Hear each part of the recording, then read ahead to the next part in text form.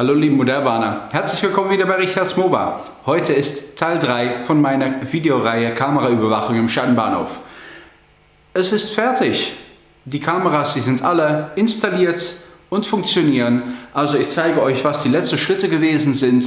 Ich mache ein paar Fahrvideos und es gibt nach dem Intro auch einen Neuzugang. Also viel Spaß beim Zuschauen.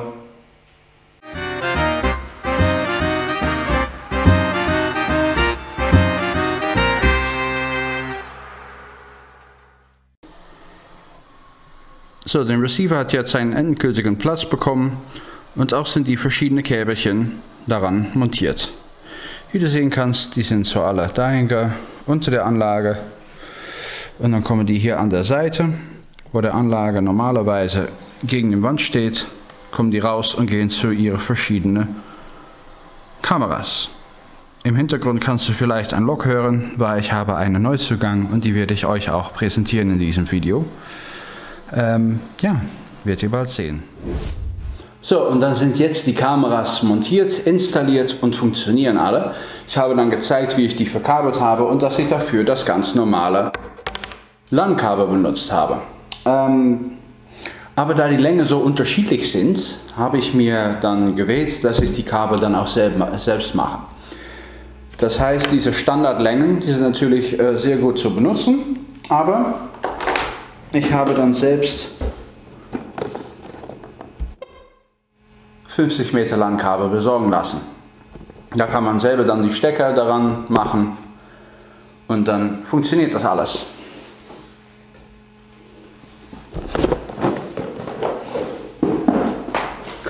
Dafür braucht man dann auch noch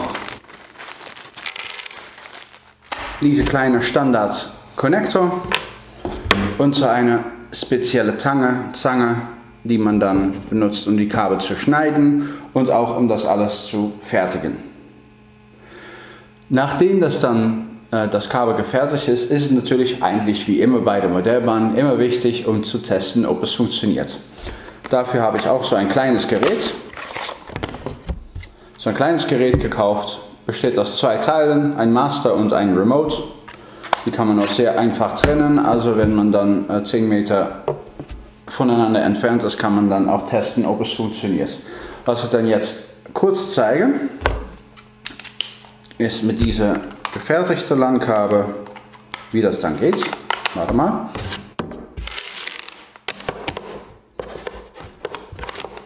Wieder aneinander. So. Normalerweise, wenn das Kabel dann richtig ist, dann werden die verschiedenen Leuchten hier aufkommen. Also wenn ich dann auf Start mache, dann siehst du hier auch, dass die gleich laufen von 1 bis 8. Das sind dann die verschiedenen Kabel, die wirklich aneinander sitzen und dann auch übereinstimmen, weil die haben alle eine eigene Funktion. Ich würde sagen, wenn man dann selber LAN-Kabel braucht und auch verschiedene Längen, ist eigentlich ganz einfach, um das selber zu machen. So, und dann geht es jetzt mal zu den Neuzugang. Ich habe mir die Baureihe 101 von Märklin in der 160 Jahre Lackierung gegönnt. Diese fuhr in 2019 im echten Outdoor Deutschland als einen Intercity-Lok. Die 7 Wagen stammen von Rocco und sind bisher noch unbeleuchtet. Oh, hör mal, ich denke, da kommt der Zug jetzt bei mir auf der Anlage.